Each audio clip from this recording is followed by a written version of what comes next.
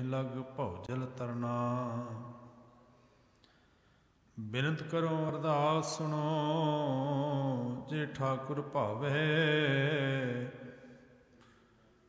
देहो दर्श मन चाओ, भगत ए मन ठहरावै। बलियो चराग अंधियार में, सब कल उधरे एक नाम धर्म। प्रगट सगल हर भवन में, जन नानक गुर पार ब्रह्म। प्रगट सगल हर भवन में, जन नानक गुर पार ब्रह्म। जुगो जुग अटल चवर छत्र तख्त दे मालिक, हाजरा हजूर ज़ारा ज़हूर शब्द गुरु। धन सतगुरु गुरु ग्रंथ साहिब सच्चे पातशाह महाराज जी की पावन हजूरी अंदर अमृत वेले गुरु दरबार दियाँ हाजरियां पर रहे सत्संगी जनों, वड़िया भागां वाले हो गुरुदेव पातशाह जी की अपार रहमत नाल अमृत वेले दे इन्हां पावन दीवाना अंदर रब्बी बाणी दे कीर्तन होए। गुरु नानक सच्चे पातशाह महाराज जी के पावन जीवन की विचार जो पिछले दिनों तो आरंभी हुई है, मनोबिरतियां एकागर करदियां बड़े प्यार नाल आखो जे वाहिगुरू जी का खालसा वाहिगुरू जी की फतेह। धन गुरु नानक सच्चे पातशाह महाराज तकरीबन 30-32 साल गुरु पातशाह ने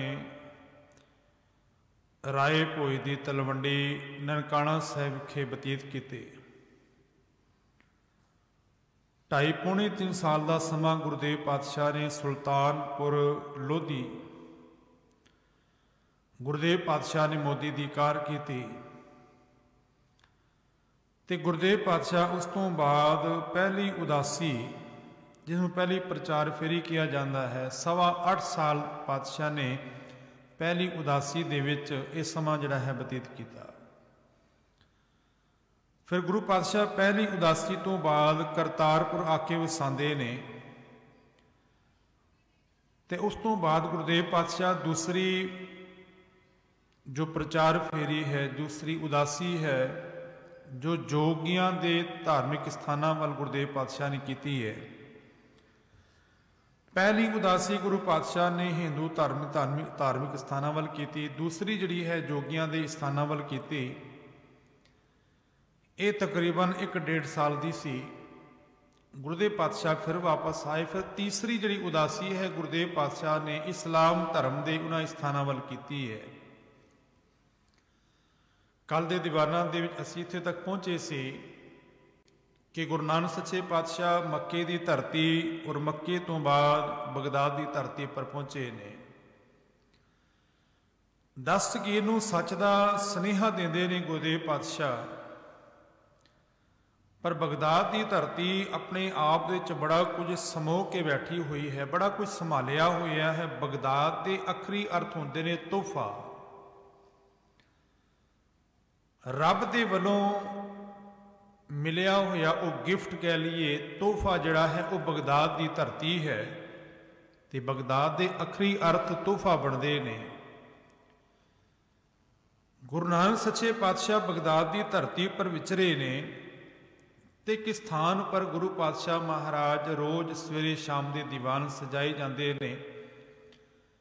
उत्थे दियां संगतां उत्थे आके बाणी दे नाल जुड़दियां ने। उत्थे एक पीर है जिहदा नाम बहलोल है। बहलोल जी रोज आके गुरु नानक सच्चे पातशाह दे उस पावन बाणी दे नाल जुड़ते ने। गुरुदेव पातशाह कुछ समा उत्थे टिक के जब तुरन लगे ना, ते बहलोल ने अज तक गुरु पातशाह नूं कुछ नहीं सी पुछिया, कुछ नहीं सी बोलिया। वो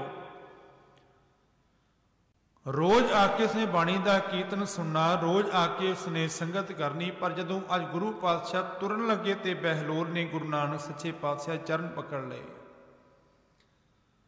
वो आखन लगा गुरु पातशाह अंदर दे विच ਉਹ ਟਿਕਾ ਵਸਾ ਕੇ मालिक के चरणों के नाल जोड़ के हुण तुसीं किधर चले हो।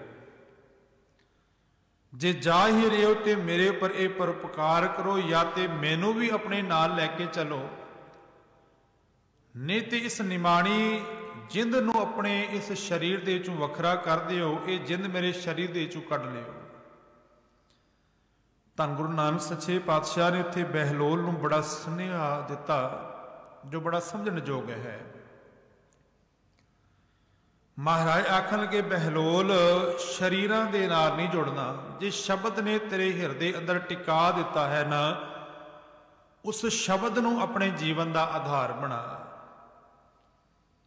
क्योंकि अजोके समय अंदर भी मनुख शरीरां दे नाल जुड़े हुए ने, शरीरां दी पूजा की जा रही है। गुरु नानक सच्चे पातशाह ने भावें कि आप गुरु पातशाह नारायण दा परमात्मा दा रूप ने, उन्होंने शरीर दे नाल नहीं जोड़िया सन।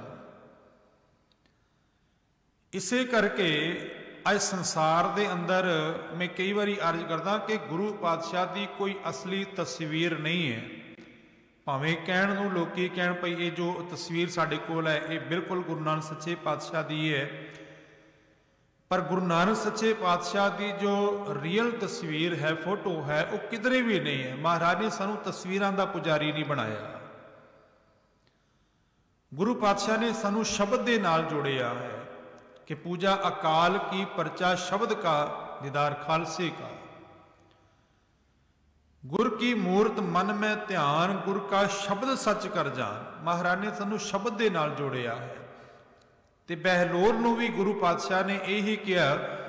महाराज कहन के बहलोल जी शरीर दे नाल नहीं, जिस शब्द की बरकत नाल तुहाडे जीवन अंदर तब्दीली टिका आया, आनंद आया, उस शब्द नूं अपने हिरदे च कमाओ। ते जिस थां दे उपर गुरु नानक सच्चे पातशाह बैठ के कीर्तन करते सन, बहलोल ने उत्थे ही फिर बैठ के मालिक के चरणों के चौकड़ा मार के भगती की। मालिक के चरणों के नाल वो जुड़े रहे। उन्होंने 3 सर्दियां और 3 गर्मियां जड़ियां ने वो उत्थे हंडाइयां, पाओ कि लगातार 3 साल उत्थे बहलोल ने मालिक की भगती जड़ी है की है। ते बहलोल दे कोल क्योंकि पीर सन नवाब आया, नवाब ने देखा कि बहलोल की जो झुग्गी है वो टुटी हुई है, बारिश का पानी भी उसकी झुग्गी दे विच जांदा है। नवाब जदों आया तो बहलोल अपने ध्यान अंदर टिकिया होया है, बहलोल पीर जी टिके हुए ने। बादशाह दे आण दे पर ही अदब दे उठे नहीं, ते नवाब ने गल की, आखन लगा पीर जी तुहाडी झुग्गी टुटी हुई है, तुसी कहो तो मैं इस नवां बनवा दें। वो कहन लगे जी मैनूं लोड़ नहीं है, तुहानूं किसी भी चीज़ नूं देण दी लोड़ नहीं, मेरा मालिक आप सब कुछ करने की समर्थ है।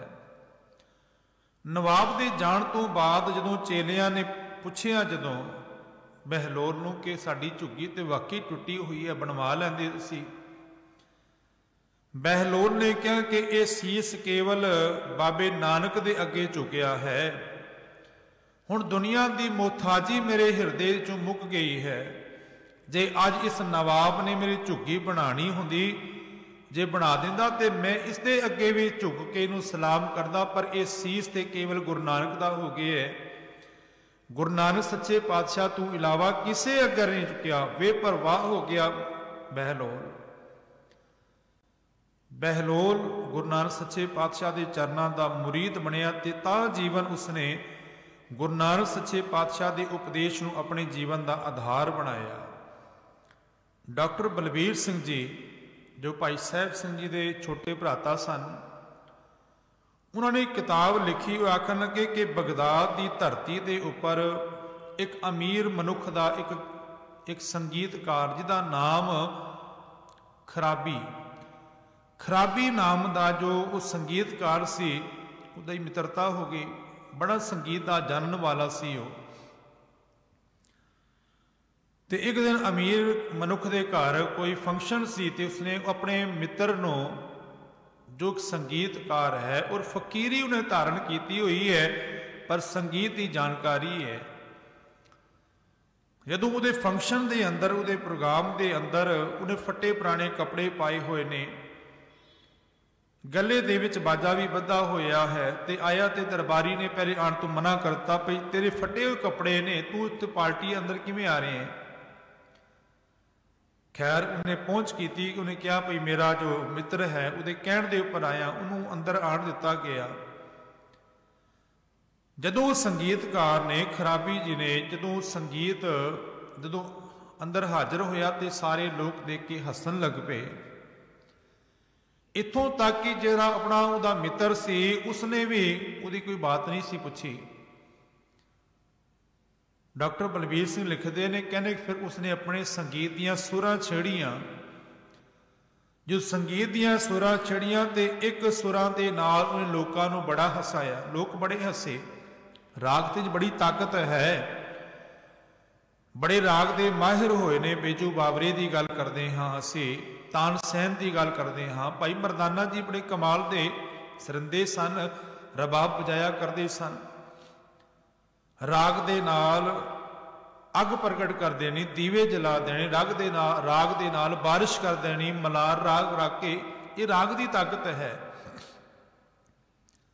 पर एक गल याद रखना कि गुरु ग्रंथ साहब की पावन बाणी अंदर राग प्रधान नहीं, बाणी प्रधान है।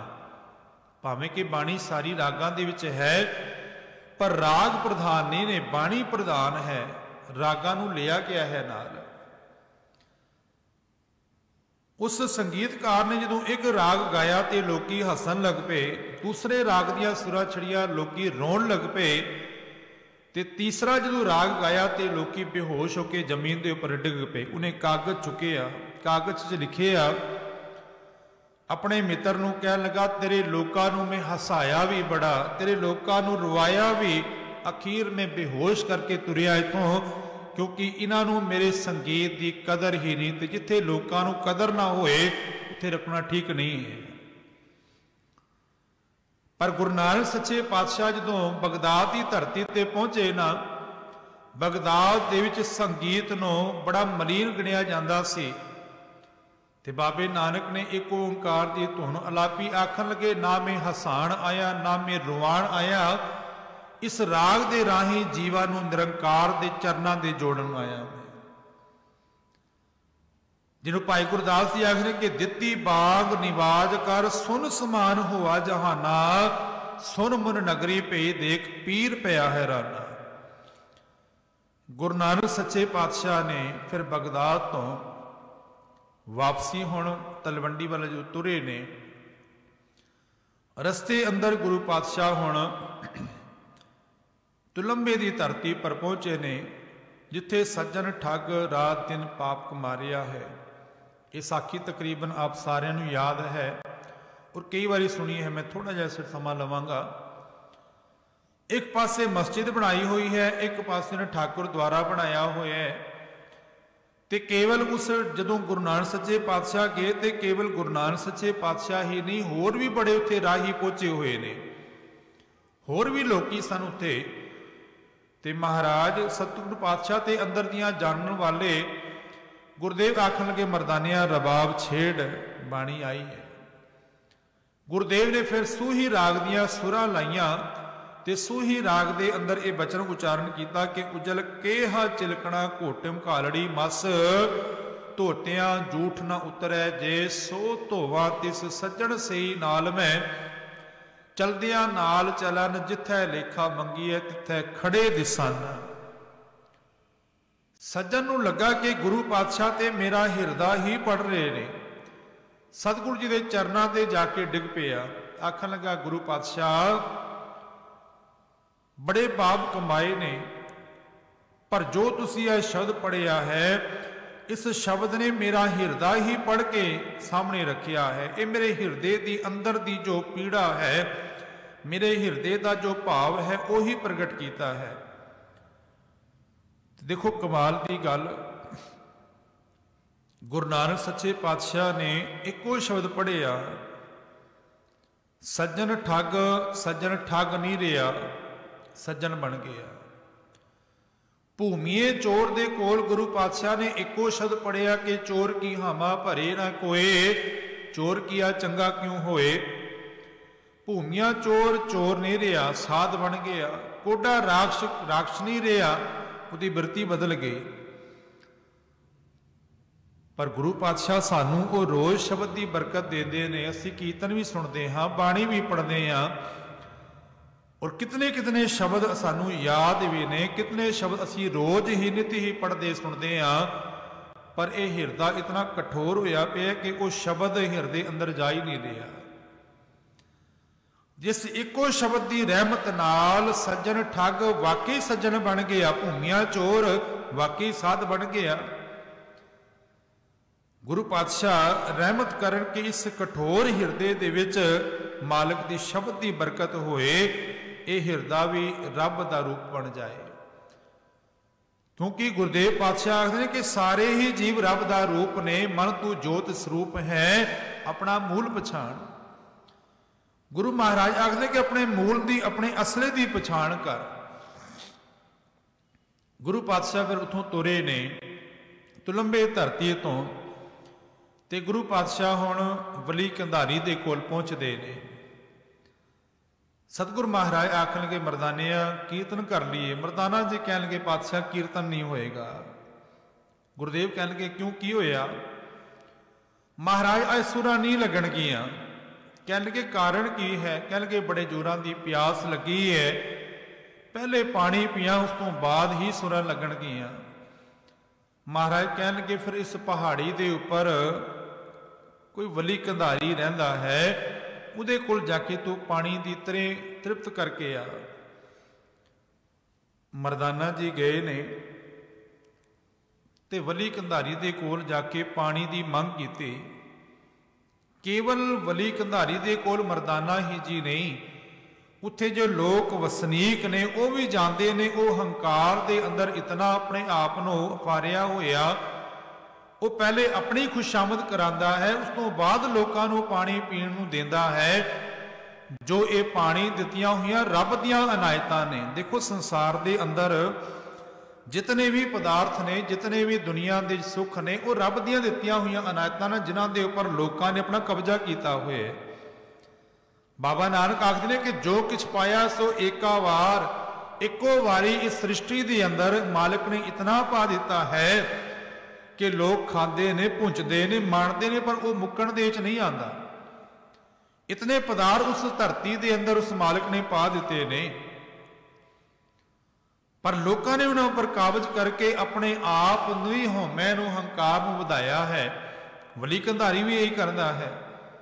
ਹੁਣ ਵਲੀ ਕੰਧਾਰੀ ਮਰਦਾਨਾ ਜੀ ਨੂੰ ਕਹਿੰਦਾ ਹੈ ਕਿ ਜਿਨ੍ਹਾਂ ਦੀ ਤੂੰ ਰਾਤ ਦਿਨ ਸਿਫਤਾਂ ਕਰਦਾ ਰਹਿੰਦਾ, ਉਹ ਤੈਨੂੰ ਪਾਣੀ ਨਹੀਂ ਦੇ ਸਕਦੇ।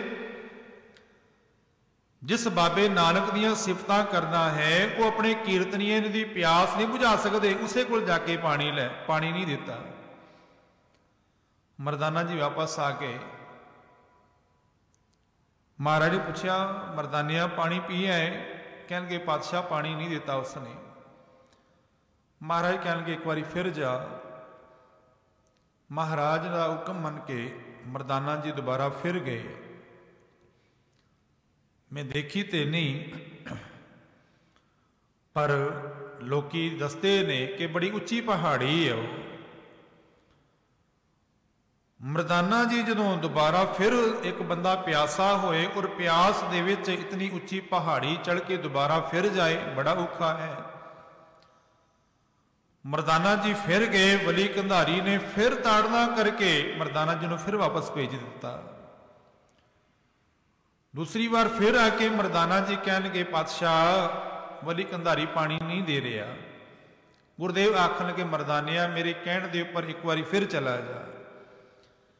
ਹੁਣ ਦੇਖੋ ਗੁਰੂ ਨਾਨਕ ਸੱਚੇ ਪਾਤਸ਼ਾਹ ਦੀ ਨਿਮਰਤਾ ਦੇਖੋ ਕਿ ਸਭ ਕਰਨ ਦੇ ਯੋਗ ਨੇ ਗੁਰੂ ਨਾਨਕ ਸੱਚੇ ਪਾਤਸ਼ਾਹ, ਪਰ ਫਿਰ ਵੀ ਪਾਤਸ਼ਾਹ ਬਾਰ-ਬਾਰ ਮਰਦਾਨਾ ਜੀ ਨੂੰ ਭੇਜਦੇ ਨੇ।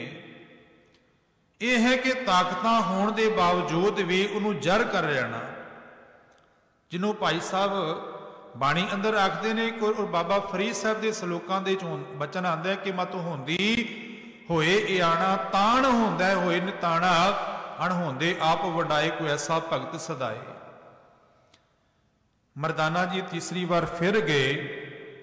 ਤੀਸਰੀ ਵਾਰੀ ਫਿਰ ਉਹਨੇ ਬੜੀਆਂ ਝੜਕਾਂ ਮਾਰੀਆਂ ਤੇ ਵਾਪਸ ਭੇਜ ਦਿੱਤਾ। मरदाना जी तीसरी बार आके गुरु नानक सच्चे पातशाह ने कह लगे, पातशाह हुण मैं नहीं जावांगा।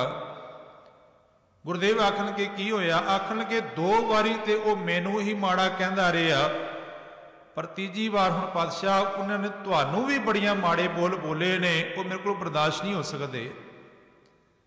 क्योंकि सिख अपने गुरु की बेदबी कदे बर्दाश्त नहीं कर सकता। कोई गुरु की निंदिया करे दे सामने कदे बर्दाश्त नहीं कर सकता। तो भाई मरदाना जी गुरु नानक सच्चे पातशाह के सिख भी ने और गुरु नानक सच्चे पातशाह के भरा भी ने। मैं कई बार अर्ज करता हाँ कि संसार के अंदर गुरु गुरु रहा, चेला चेला रहा। गुरु के संसार तो जान तो बाद उसकी गद्दी पर चेला बैठा है, पर धन गुरु नानक सच्चे पातशाह ने संसार के अंदर भाई मरदाना जी नूं भाई शब्द दे के निवाजिया सी। मरदानिया तू साडा भरा है। नमस्कार है उस मरदाना जी के चरणों के विच जिन्होंने 50 साल तकरीबन गुरु नानक सच्चे पातशाह की संगत की। खैर मरदाना जी ने कहा कि पातशाह हुण मैं नहीं जावांगा। तो गुरु नानक सच्चे पातशाह जानी जान। फिर वो पत्थर उठाया जो पानी चश्मा सी सारा फुट पिया, सारा पानी थले आ गया। वली कंधारी का हंकार उत्थे ही रहा। तो वली कंधारी ने उपरों पत्थर जिहड़ा सी बहुत भारी वो रोड़ दिता। तुहानूं साकी सारी पता है। हुण महाराज ने फिर रहमत की। वली कंधारी गुरु नानक सच्चे पातशाह चरणों के हाजिर होया। महाराज आख लगे ये दित्तियां हुई दातां रब दियां ने, परमात्मा दियां दित्तियां हुई दातां ने, जिन्हां दे उपर तू कब्जा करके बैठा हुए।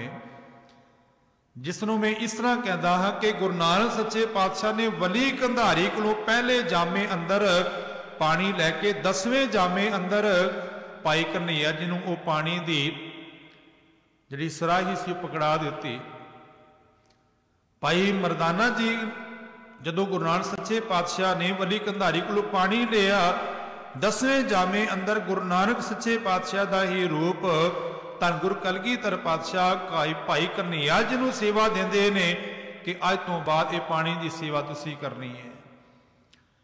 ये गुरु नानक सच्चे पातशाह का ही घर है। गुरु नानक सच्चे पातशाह हुण इस तो बाद सैदपुर की धरती ते पहुंचे ने, जिन्हों अहमदाबाद कहे। 2 वारी गुरु नानक सच्चे पातशाह सैदपुर गए ने। पहली बार गए सन, हुण दूसरी बार गुरु नानक सच्चे पातशाह पहली उदासी वेले पहली बार, हुण दूसरी बार गुरु पातशाह हुण गए ने तीसरी उदासी दे वेले। ते महाराज ने वो कतलेआम जिहड़ा है उत्थे दा आप देखिया। ते गुरु नानक सच्चे पातशाह की पावन बाणी दे विच 4 शब्द ने जिन्हों बाबर बाणी कहा जाता है। बाबर के समय के वेले बाणी जो महाराज ने उचारण की। पिछले दिनी रागी सिंह ने वो 4 शब्द गाए ने कि जैसी में आवे खसम की बाणी तैसड़ा करी ज्ञान वे लालो। सतगुरु महाराज ने इन 4 शब्दों के अंदर कि जिन सिर सोहन पट्टियां मांगी पाए संधूर, सिर सिर काती मुनिया गल विच आवे धूड़। जिथे गुरुदेव पातशाह ने मलक भागो के 36 प्रकार के भोजनों या ब्रह्म भोज नूं त्याग के भाई लालो के घर एक तरखान के घर एक गरीबड़े सिख नूं मान दिता।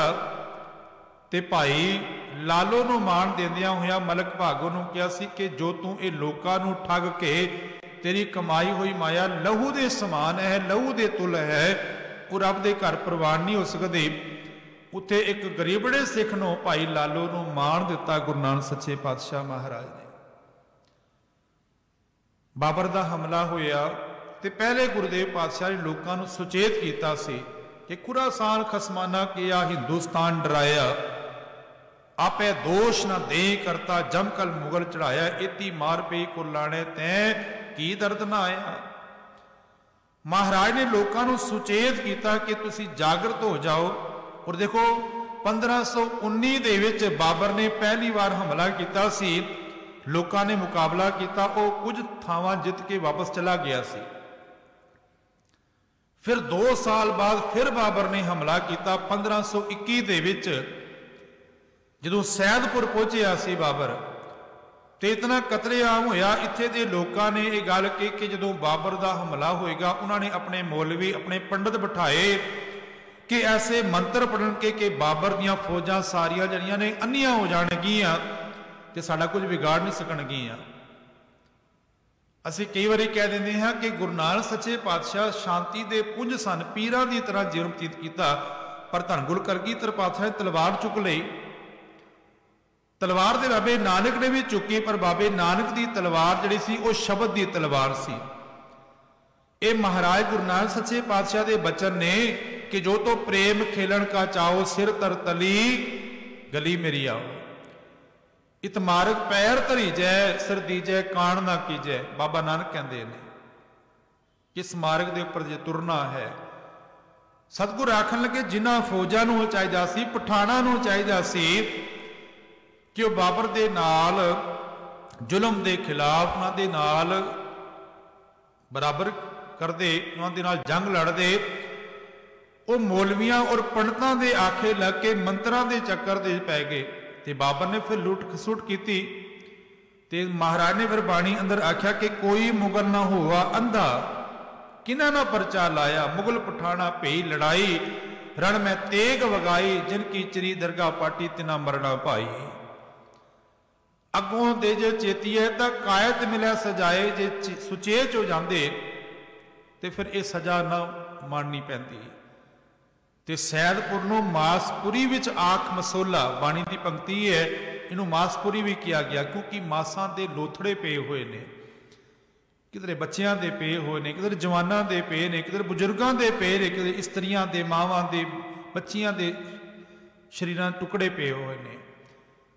ते महाराज आखदे कि मासपुरी विच आख मसोला, वो मासपुरी बनी हुई है, हर थां दे उपर रतन वर्गे शरीर जिहड़े ने वो टुकड़े होके पे हुए ने। ते बाबे नानक ने फिर बाबर नूं कहा सी, बाबर तू बाबर नहीं तू जाबर है। जदों बाबे नानक ने रबाब दे नाल जदों उत्थे रबी गीत गाए ते बाबर ने कहा बुलाओ कौन है। बाबे नानक दे सामने जदों बाबर सामने होया ते बाबा नानक नूं बाबर कहन लगा कि हे पीर जी तुसी खुश नसीब हो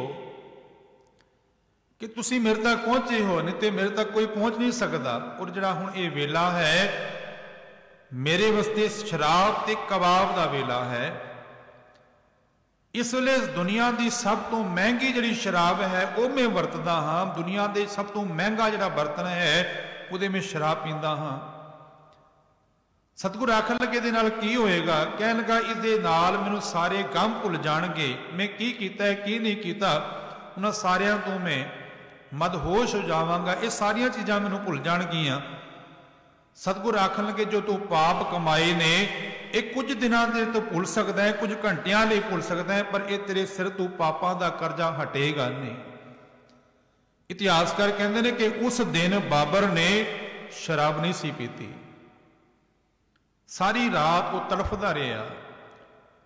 बड़ा लंबेरा इतिहास है कि उसने बड़े लोगों को कैद विच कीता सी। मैं गल करके समाप्ति करा कि गुरु नानक सच्चे पातशाह ने फिर जो बाबर ने अपनी गलती मनी तो जेल दे विचों गुरु नानक सच्चे पातशाह के समेत जिहड़े होर कैदी सन उन्होंने बाहर कढ़िया गया।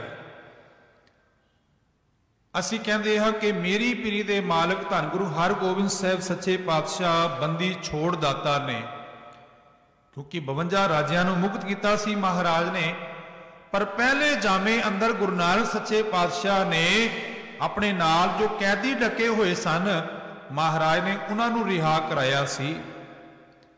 इसलिए पहले जामे अंदर बाबा नानक भी बंदी छोड़ने, वो भी बंदना नूं कट्टण वाले ने, उन्होंने भी कैदियां नूं रिहा कराया। गुरुदेव पातशाह अहमदाबाद तो गुरुदेव हुण करतारपुर पहुंचे ने। करतारपुर की धरती जिहड़ी पातशाह ने पहली उदासी तो बाद करतारपुर वसाया सी। देखो हर एक मनुख जिथे दा जंपल है उस थां नूं बड़ा मान दिंदा है, बड़ी इज्जत दिंदा है, पर यह भी हकीकत है कि उस थां दे उपर जितनियां भी जातियां वसियां हुई ने उन्हां जातां करके धर्म के अंदर वितकरे पे हुए सन। जिन्हां थावां दे उपर मनुख रहिंदे ना उन्हां नामां दे उपर उत्थे ਨੀਵੀਆਂ ਜਾਤਾਂ ਦੇ ਉਹਨਾਂ ਦੇ ਧਰਮਾਂ ਦੇ ਮੁਤਾਬਕ ਕਿ ਨੀਵੀਆਂ ਜਾਤੀਆਂ ਦੇ ਅੰਦਰ ਚਮਾਰ ਵੀ ਹੋਣਗੇ, ਨਾਈ ਵੀ ਹੋਣਗੇ, ਹੋਰ ਵੀ ਜਾਤਾਂ ਹੋਣਗੀਆਂ। ਬਾਬੇ ਨਾਨਕ ਦਾ ਕਰਤਾਰਪੁਰ ਵਸਾਣ ਦਾ ਜੋ ਮੈਨ ਮਕਸਦ ਸੀ, ਮਹਾਰਾਜ ਨੇ ਆਖਿਆ ਕਿ ਕਰਤਾਰਪੁਰ ਵਸੈ ਕਰਤਾਰ ਦੇ ਨਾਮ।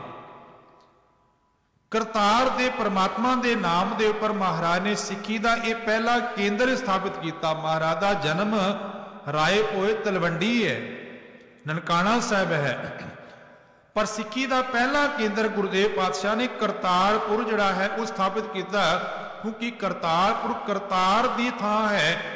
ਔਰ ਨਾਲ ਹੀ ਮਹਾਰਾਜ ਆਖਣਗੇ ਕਿ ਇੱਥੇ ਕਰਤਾਰਪੁਰ ਦੇ ਵਿੱਚ ਕੇਵਲ ਸਿੱਖ ਵਸਣਗੇ।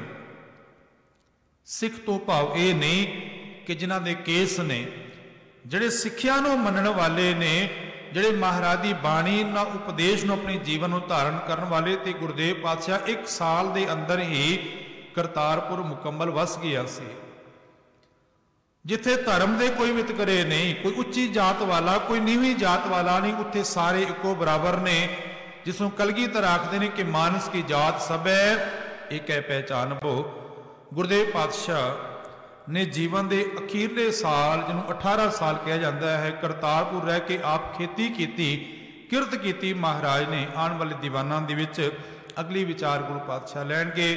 ਇਤਨੀ ਸੇਵਾ ਪ੍ਰਵਾਨ ਕਰਨੀ। ਬੋਲਦਿਆਂ ਬੇਅੰਤ ਭੁੱਲਾ